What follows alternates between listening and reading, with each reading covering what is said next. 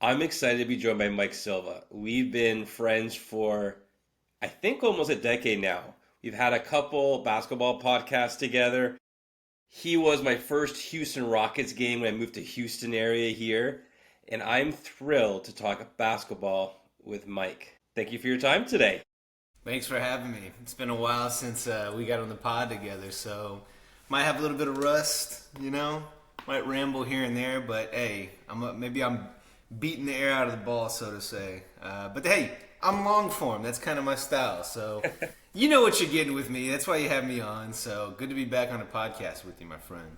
I do, and all these questions are going to let you dribble the air out of the ball. So the first question, when did you fall in love with basketball? Man, so a little bit of background on my family because I think kind of understanding the overstory and kind of the context makes sense. Both my grandfathers, mom and dad's side, were in the army. So as a result, both my parents lived all over the place. There wasn't, one place that's home forever. And so as a result of that, you get a lot of different sports allegiances. And my dad, for example, likes most random teams in all the three major sports, right? A lot of time you pick up the teams from your parents, your dad, and so that's why I have really random sports, allegiances and NFL, baseball, which we can get into in another podcast. But for basketball, that's the one that he didn't really have like a team. He grew up watching Lakers, Celtics in their heyday, was fine. I mean, he's definitely not a Lakers fan, so I did inherit that part. But I got into sports watching some of them, playing video games, collecting football, basketball cards. That was probably what introduced me to the sport initially was basketball cards. I'd go and buy, all kind of packs. You'd have the cut above, the little gold at the top. And I really just started by collecting cards. I look on the back, read their stats, really love the uniforms. I mean, I was born in '89, so my first exposure to sports, late '90s, was all the fun '90s uniforms, right? The heyday of the NBA. And so my first exposure to it was probably when I was 8, 9 years old was when I really started paying attention, caring about the results, caring about the outcomes. And it's fun. I don't want to jump ahead of the next question on the allegiances and with teams I loved, but I'd say initially getting the basketball cards, unpacking that, sliding them in their little sheets inside my binder. I still have them. I should have brought them for this podcast, but that's what got me initially interested. The silly things, right? The colors, the uniforms, the names, the stats, the headbands. And then as I started watching the game, the intensity of it is really what kept me there. I'd say all the other stuff in the margins is what brought me there, but the intensity of the game in the 90s is what really kept me there. My first memories, which will probably dovetail into the next question. Again, I won't steal the thunder on it, but just watching 96, 97, 98 NBA, and you've got these intense Bulls games where every 2-point basket was an absolute battle. And these guys are getting hammered going to the hole. Final scores or, 88 to 84 wasn't unusual. It was kind of the expectation. And so I'd say that's kind of what initially got me into the sport overall. All right, two follow-up questions for you. Yes. First, jerseys. I love this little side Yes. topic here. I love the Jordan red jerseys. And the ones with that cool script. Oh, here we go. I'll let you get that for us. I wasn't sure what to wear for the podcast, so I actually had this one on. And I was like, you know what? Too cliche. I won't wear the Jordan Reds, but go on. It's funny. We were thinking the same exact thing. I like that one. That's the block one. What's the script one? It says Chicago on it. Yes, yeah. Was that like? Because in my head, I have 80s? Jordan with is the gold chain, the dunk contest, and it's the Yeah, script version. That one's tight too. That's classic. That reminds me yeah. of Rodman and all that good stuff. Right. I do think my favorite NBA jersey is an All-Star game jersey. I started to buy the Mitchell and Ness shorts for this. I have one of the jerseys. I have Scottie Pippen. It was from when the game was in, not Houston, but in Texas, in San Antonio. Yes, I think yes. it was the start of their Fiesta jersey. Do you know what I'm Yeah. talking about? Yeah, the cactus, I think. There's a lot of the pinks and the teals, which they've kind of brought back as of late, which I've really enjoyed. Second follow-up question. I was a baseball card guy. I didn't get into football cards or basketball cards. So I know in baseball, Upper Deck growing up, Oh, they were yeah. the crown jewel. What brand of basketball cards got you hooked? Man, tops was a big one. Again, a cut above, I think, might have been across multiple sports, but it was again. I probably can get it for the leftovers if we do bonus content for the podcast. It's your standard basketball card, but at the very top, it's a little bit raised up, almost like an intersection. Like if you were to dissect a quatrefoil or something like that, right? It wasn't a flat edge on the top. It was kind of a little ridge and then an arch and then kind of did the same thing on the other side. On the topic of jerseys, I mean, we could do a whole podcast series on jerseys. I mean, that's another thing that really got me into and kept me around with sports. Football jerseys, basketball jerseys, baseball jerseys. It's a travesty that a lot of the starter jerseys that I had growing up got, left behind, handed over, given away. Because one of them was for my favorite player at the time and favorite team at the time, which now in retrospect is just bonkers. So we can get into that now if you want. Kind of what team, what kept me passionate about the sport. I grew up and the era was champion jerseys. I loved even the replica champion jerseys. And when champion had that big revival about 5 years ago with their hoodies, I was like, hey, the company's still kicking. I wonder what they can do to bring back, but I guess they lost the NBA rights, so they couldn't do the jerseys again. I would love, like, I'm always on eBay or Amazon. I'm like, hey, any Oh champion yeah. jerseys in my big man size now.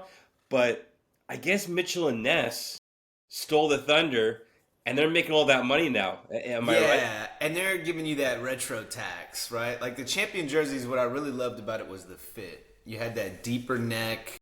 There was that terrible 2000s era where the neck was just right here and they had the shoulders way out here and it just everything looked big. I've got plenty of those jerseys because that was, kind of during my high school era. But yeah, the champion was the best. You had those deep, Mitchell and Ness, to your point, kind of took that, and then all they have to do is write Mitchell and Ness on it, and they can tax it, 100%. So, What are some of your childhood basketball memories? Now, I'm going to preface that by saying, growing up in Canada, it was tough to even find a YMCA league to play basketball in. And right. so, one of my first childhood memories of basketball is from my teenage years. I think it was Philadelphia 76ers came to Toronto. They played in Maple Leaf Gardens, which is the old hockey arena, and it was old, old. But it was so amazing to me that I could drag my dad, who wasn't a basketball fan still, to this basketball game. A great childhood memory. So when you're thinking back on your childhood, what are some of your basketball memories? We had a YMCA, so I mean, I did plenty of the summer leagues that I'd go in, and I was the short guy, D&3. Chuck Hayes maybe would be a comp, which I'm like, he wasn't great, but I guess I wasn't great. So, defense, a little bit of, well, Chuck wasn't a three-point shooter, but I could put him up. I could put him up. So, I mean, I definitely had some of those memories. My dad and two of my brothers, a little bit younger than I am, we would a lot of the time play 2-on-2 out in front of the house. You had the driveway and the goalpost out there, and it started out my dad versus me, and then he would have the youngest brother. I had the second youngest, or the middle one. So it was funny watching that over 10, 15 years of playing, where my dad's the most skilled one, obviously coming out the gates. But then as that gap, the two oldest sons kind of become formidable together, playing together, and we started eating their lunch. But then the youngest son, my youngest brother, he becomes really good, and then that closed the gap again. And then my dad gets a little bit older, so it was just fun kind of watching that competitive balance. And that's my memories of basketball. Again, I just talked about that 90s era, and even playing pickup out front was just that. It's that physical. That's what I think of when I think basketball. So today's game doesn't always get into that. You got guys sneezing on each other and they're getting reviewed for flagrant, but just that battle. You're taking those hacks, you're playing tight defense, and I always was the type to, when I play, kind of would mirror how the other person's intensity was. Casual game, we're just shooting around, having fun. Hey, that's cool. Starts getting chippy, or, catching some hands. Okay, you're going to get that elbow in the back. You're going to get a little hand checking. There's going to be a lot of that going on. So plenty of that. We would play at school, middle school, PE, all this kind of stuff. So childhood memories involved a lot of pickup hoops. Of course, watching. During my childhood, it was all Jordan Bulls, and then that lull for a while to try to find the next Jordan, which in many ways, I think we've been trying too hard to force square pegs into round holes. But I mean, it's made the league. It's been interesting as a result of that. Many of the memories, though, pickup ball out front, YMCA. I think it kind of gave me confidence as I got older, because if you can hoop on the court, you just get respect. You get respect from everybody else. Thinking back to when the Pistons would physically manhandle Jordan. And then I'm also thinking about that amazing... There was a bunch of the series where it was Miami versus New York. And in particular, I believe is that series where Jeff Van Gundy was clinging for dear life to one of his players' legs. A classic brawl fallout. Well, yeah, and one of the Heat players, Alonzo Mourning, there's the picture of him basically carrying him around and he's holding on. Yeah, I mean, that was incredible, too. I mean, even though Jordan would always be the one walking out at the end with the trophy, some of my favorite parts of the NBA playoffs, even to this day, like the first and second round, where you have these scrappy 8th seed teams seeing, okay, which of them are going to kind of stick around, maybe make a statement next season.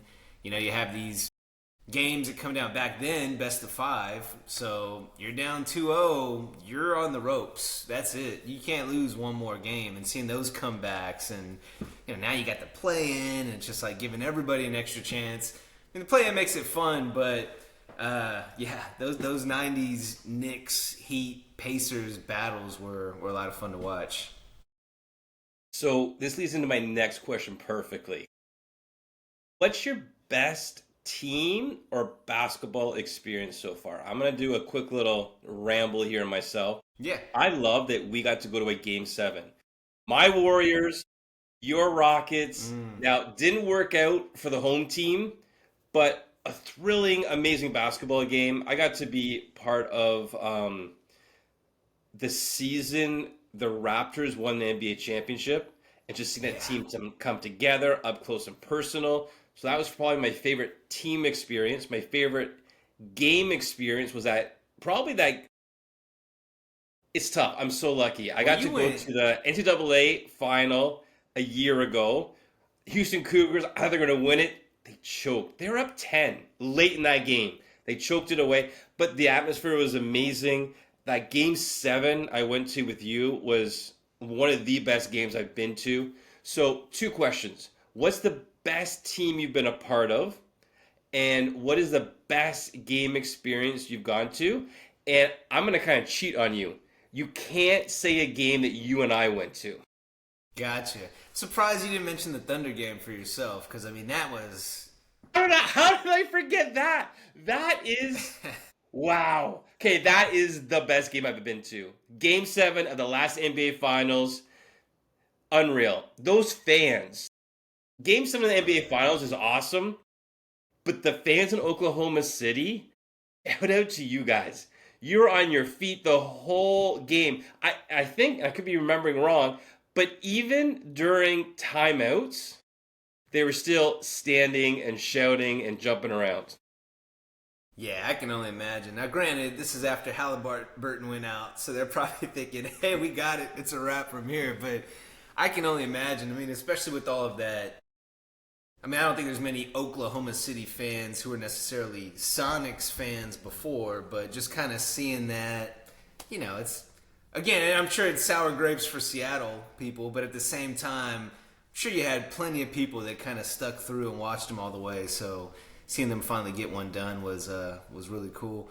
I'd say team experience. So in high school, I played. It was funny. It was like a bunch of mercenaries, just random people on our team, and it was a small league, 4 teams, pretty decent competition, and we needed an extra coach, so my dad volunteered to be a coach. I'm thankful that I never had like a weird daddy ball dynamic where he was just gonna play me no matter what. I mean, I wanted to win, so I'm like, hey, don't feel like you have to play me if there's a better matchup on the team. So we always had good sync on that, which I always appreciated. But it was interesting. The league we were in, they're a little how should I say, old school, good old boy league. Kind of tended to favor maybe more traditional people, whatever, however you want to phrase it. I'm dancing on the line here. Our team was Hispanic, Asian, black. It almost seemed like they put all the minority groups on our team. And it was interesting because we'd see some of the calls. I don't want to be too conspiracy theorist, but kind of felt like sometimes we were on the bad end of a lot of those calls. We made it to 4 teams, so not too difficult, but we made it to the championship, right? And it was us versus this other team who, when we had previously played, they just tore us apart. And similar thing happened. I can't let it go to this day. We had a pretty good team, a lot of ballers, and we had a big. And he was just good on the boards, good on defense. He couldn't make it to the championship. So that killed us. And we had another 1 or 2 guys that weren't able to make it. So we came in with 6 guys. We had 1 person on the bench. And so it was a chippy game. Before long, we're up against this team and the officials. We start fouling out. You only have room for 1 person to foul out, right? So it literally got to the end of that game 5-on-3. We had 3 people foul out. We only had 3 people out there on the court. And it was probably a good 5 minutes of game time. Then it was 3-on-5. Now, granted, they won. But what I liked is that dog in us never went away. Even though we were down literally 3-5, 3-on-5, down 2 people, we just kept fighting.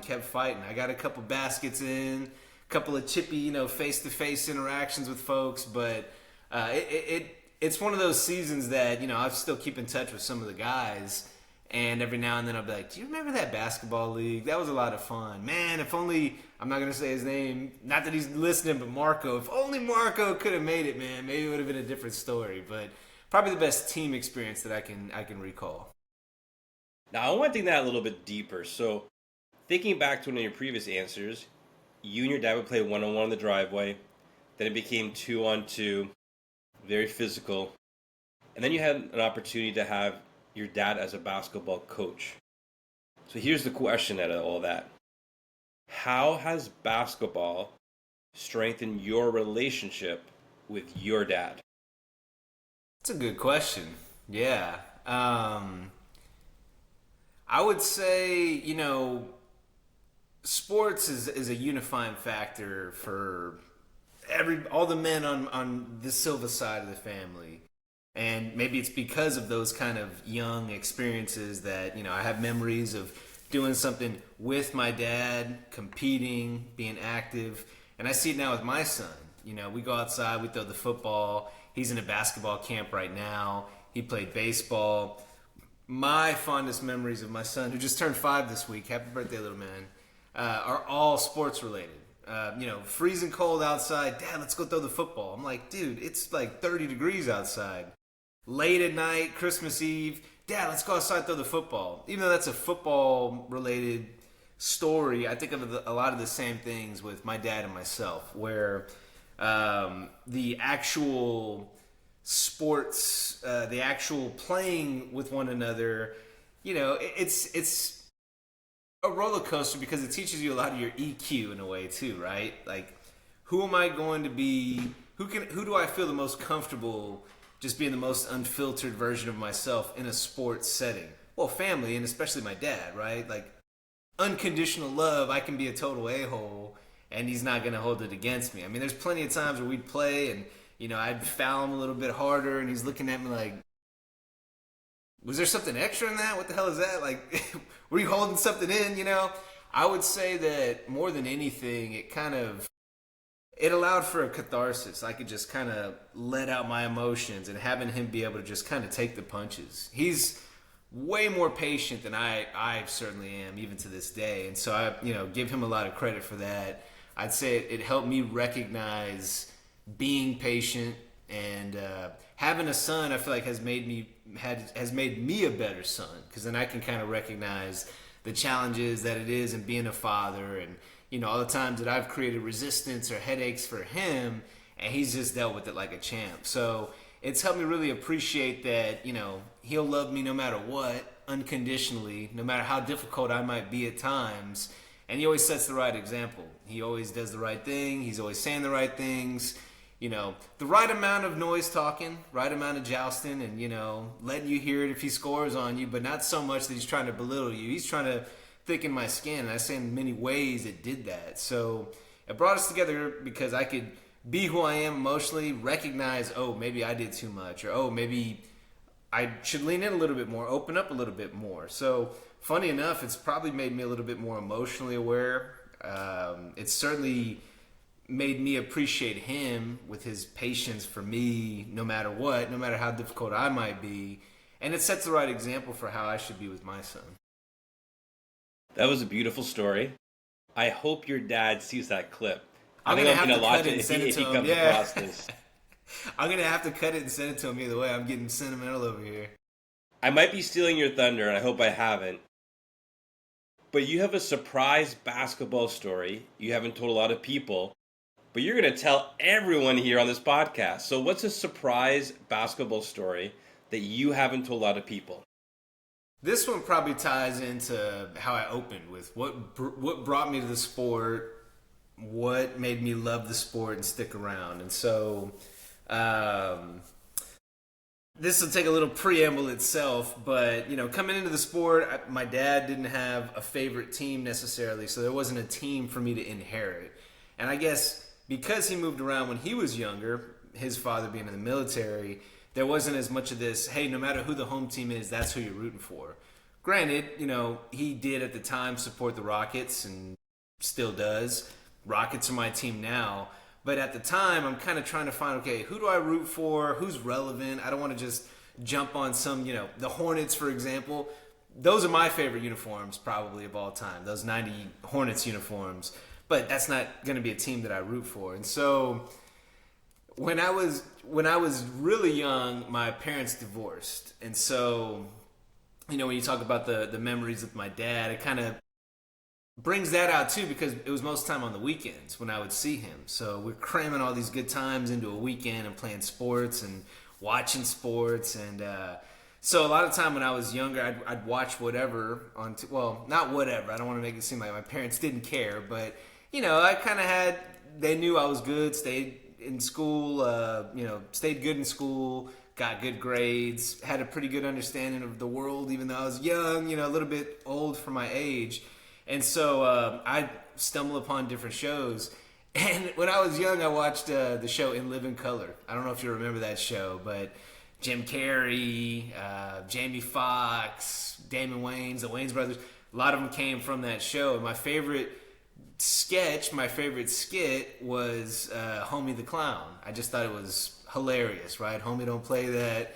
And it just made me, no matter what Damon Wayans did on the show, he's my favorite cast member. So all his skits were my favorite ones, right? The hated it, like that whole thing. Everything he did was hysterical to me. So he was my favorite actor, favorite person in Hollywood at the time. So when I'm trying to find a team, I'm like, hey, what is this random obscure movie? Celtic Pride. Okay. So I don't know if you're familiar with the movie, but basically the Celtics play the Jazz in the finals. The Jazz star player is Damon Wayans. Looks like they're going to be the favorite, win the finals. So, these diehard Celtics fans kidnap him basically to try to force the Celtics towards a title. And so I'm like, hey, Damon Wayans is my guy. He's playing for the Jazz. The Jazz is my favorite team. So that's my very random way of picking a team. Was my favorite actor is a fictitious player for a real team. Therefore, that is my favorite team. Oh, they happen to be in the playoffs. Cool. They're relevant at least, right? Little did I realize or recognize at the time, this is right around when Stockton had the game winner against the Rockets, and Rockets hated the Jazz. So, of course, when I just adopted this team, people are like, you're a Jazz fan. Where did that come from? We hate the Jazz. I'm like, oh, shoot, I didn't realize that. And so early on, my first two memories, I kind of watched in 97. They lose to the Bulls in the finals. I vaguely remember that, but I remember being mad because I wanted my Jazz to win. And so the next year, 98, I'm actually watching all their games in the playoffs, all of them. And so who can forget the Jordan 98 game winner, hitting the Byron Russell. I don't think he pushed off. We've watched this a million times, like the Zapruder film. His momentum was carrying him that way. But that was the shot I saw, right? And I'm for whatever reason at the time, a Jazz fan. So I'm devastated. I'm like, no. And then Stockton goes down, misses the three. I remember that moment vividly. That whole breakdown, that whole series of events. And when I go back and watch it now, I can see that, Jordan steals the ball from Malone, who was my favorite player at the time. Again, in retrospect, I'm like, God, I hate that I liked Malone. Dirty player, never got a title, like just a lot of baggage with Karl Malone. But steals the ball, goes down, cuts it to a point, goes down, hits the game winner. And so that moment right there locked me in, that the emotional hold that sports teams, for better or worse, because I've been on the football side devastated. I'm like, I'm an adult now. I shouldn't be getting this upset about an outcome of strangers with laundry playing a child's game. But it also made me really appreciate mastery and excellence. And so at the time, while I was mad about Jordan, in retrospect now I can look back and, there's nobody like him in any sport. Just that hunger, like he's just obsessed and a maniac. I can't think of another way to describe him than just to call him a maniac, but in all the right ways. He cared so much about his craft. We've seen The Last Dance. People out there have watched him, either that or in real time actually playing. And so, that's also what kind of spun me to really appreciating and following Tom Brady's career in the NFL, and why I feel like right now there's kind of a gap in all three of the major sports. There's not a guy that I can say, that guy is built differently. It's also kind of made me, in retrospect, appreciate Kobe's career. That's another interesting story, but, growing up, once I got into grade school and talked with friends, the Rockets won me over. I was a Rockets fan, so that's who I am now, as a Rockets fan. And Kobe would kill us. He'd kill us. And I hated him. I always rooted against them, begging, please let him roll his ankle or something. Nothing too serious, but enough that he can't play in this game. Can the Rockets do a Celtics pride here and kidnap Kobe? Like, somebody's got to do something. And I just always just hated him, right? And then the last game of his career, he dropped 60. And I'm like, damn, I actually really appreciate that he... granted, he shot the ball however many times, 40 times to get to 60 points, but I appreciated and respected that. And you see these clips come out and how he was. And I remember when he died, I cried. And I was surprised that I cried because I remembered how much I rooted against him. But then it just kind of, hey, forget about the Rockets fandom, forget about all this kind of stuff, and even the sadness of his daughter was there with him. But what it really, and I guess we're 5 years or 6 years past the point now, just about. He was built that way, that maniacal obsession with just being as good as he can, and all these clips of people interviewing him. Hey, you guys are up 2-0, so it's not over yet. He always said the right thing as far as just he really made sense of things. So That had no relation to my long-winded story, but I just felt like basketball podcast. We're talking maniacs. Got to talk Kobe. And I love that you're a Utah Jazz fan. So here's my quick little story, because it's not about me, but I had to share this because you're a Utah Jazz fan as well. Growing up in Canada, we had no team until I was high school. So as a preteen, as a little guy, I loved basketball, but whenever it was on NBC, I'd watch. So Jordan, obviously. However, my family took a family vacation road trip from Toronto all the way to Salt Lake City, Utah. My dad loves classical organ music. I'm like, oh, I can't sit for like 3-4 days of all these organ recitals. I'll like, ugh. And there was the Rocky Mountain Review, which was this was before Vegas Summer League. This was like one of the first NBA summer leagues. And I go to my parents because I could walk from our DoubleTree hotel to the arena. And again, a whole, like, this is like 30 years ago. So, like, child abduction and all this stuff that we worry about now, not a thing. So my parents didn't even think twice. I spent like 2 days by myself hanging out watching basketball in Utah. Best thing ever. One of those times, I see everyone talking to this big dude. I'm like, who's that? And I can't check my phone back then because whole different era. Turns out it's Karl Malone. Just wanted to hang out. And then, because everyone in Utah is so friendly, they're just shaking his hand, talking to him. So I remember I got to talk to Karl Malone. Amazing experience. And I'm like, well, that's my team. This is a good dude. I got to watch basketball in the arena. So I became a Utah Jazz fan. But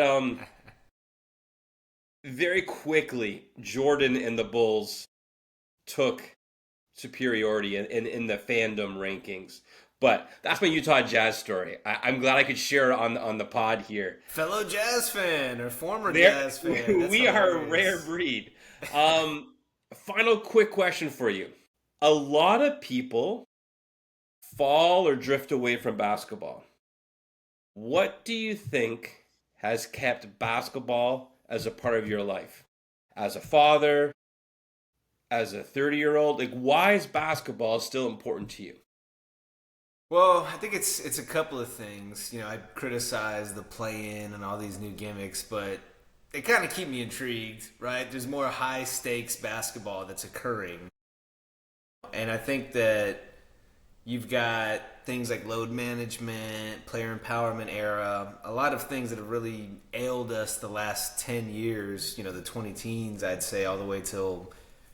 I think the players we have now aren't as much minded like that as, you know, LeBron, Kawhi, that era, right?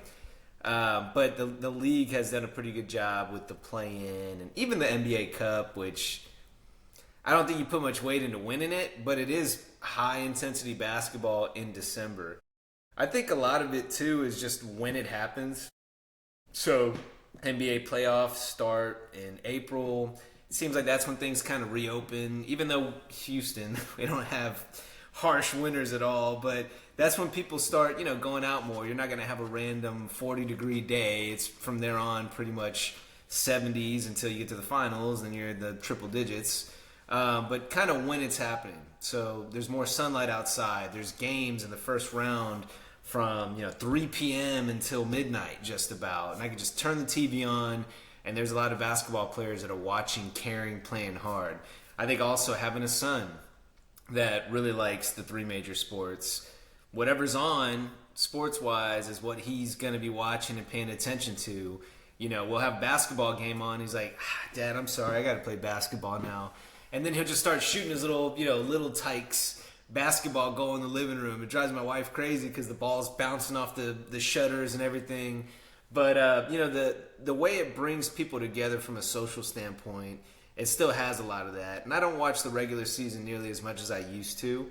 But, just casual conversation with friends. Like, man, did you see this team? They're on a hot streak. They won 6 in a row. Are they real deal? Nah, they're pretenders.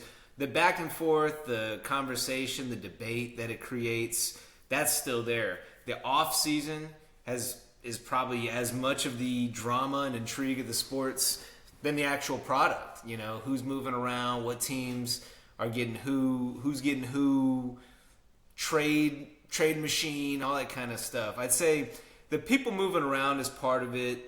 The product, still competitive basketball. It's still relevant to family and friends, so it's a big topic of conversation.